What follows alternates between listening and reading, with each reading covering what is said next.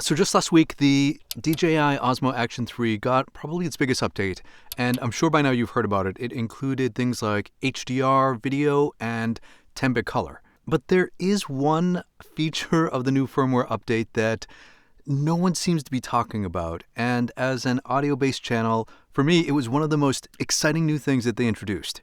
And that is new gain settings when using an external microphone. So for me, one of the big advantages of the DJI Osmo Action 3 is that you can plug in a USB mic. And initially when you did that, you had the ability to set the gain from 0 to 20 dB. Now that seems like a huge range, right? But the more that I recorded audio using external microphones, I found that the 0 dB setting still ran really hot. And you know what? I wasn't the only one, because there are a ton of motovloggers out there who found the exact same problem using their lavs. Typically, motovloggers run a lavalier mic into their helmet, and because it is in an enclosed space and in such close proximity to their mouth, a high gain setting or a sensitive mic just distorts the audio. And so with the latest firmware update, you are now able to set your DJI Osmo Action 3's camera gain to minus 12 dB. And this makes a lot of microphones that don't have their own internal gain so much more usable than they were just before this update.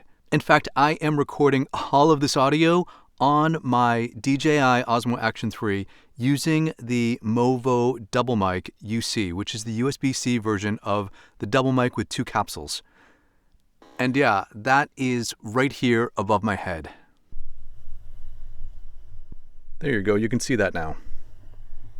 And the interesting thing about this feature update is that DJI didn't even include it in their release notes for this latest update. If you go to their website and look at their documentation, they list a whole bunch of features, including things like HDR and 10-bit color and improved picture quality and even Arabic as a language that they added. They make no mention of being able to set the gain now to minus 12 dB. But in my opinion, this is a really big deal for one particular reason. So we know that when the DJI Osmo Action 3 was released, there was a whole bunch of internet chatter online complaining about the focus issues and things like that, right? And as the saying goes, the squeaky wheel gets the grease. And I'm sure that DJI had their ear to the ground when it came to people reporting about their focus issues or not being in focus or soft focus. And of course, they were going to work on that somewhere on the back end and either improve it with a firmware update or something along those lines.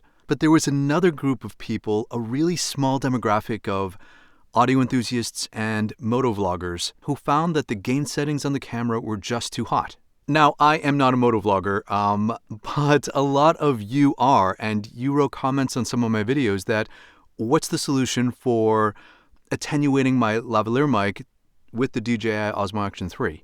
And even though we had some discussions about different ways to attenuate that signal, ultimately the best solution would have been for DJI to implement a pad or minus dB setting. And my suggestion to you was to write to DJI and suggest this, because it seems like it would be a super easy fix. And apparently DJI listened to you, because they slid it in, not even putting it in the release notes. And that was the first thing that I was super excited about when I updated my Action 3 last week. And so yes, I can confidently say that the DJI Osmo Action 3 has the best audio recording capabilities of any action camera on the market today. But what I'm really excited about is the fact that DJI listens to its user base, even that small group of people who are looking for something that the majority of users don't even think is a problem or even realize is an issue. And so one, for a company to not have a proprietary lock on their USB port with regards to audio input, and then to go so far as to make subtle tweaks to the audio settings in firmware updates, as someone who firmly believes that audio is more important than video, props to you, DJI, for taking the initiative to provide us with the best user experience when it comes to our audio recordings.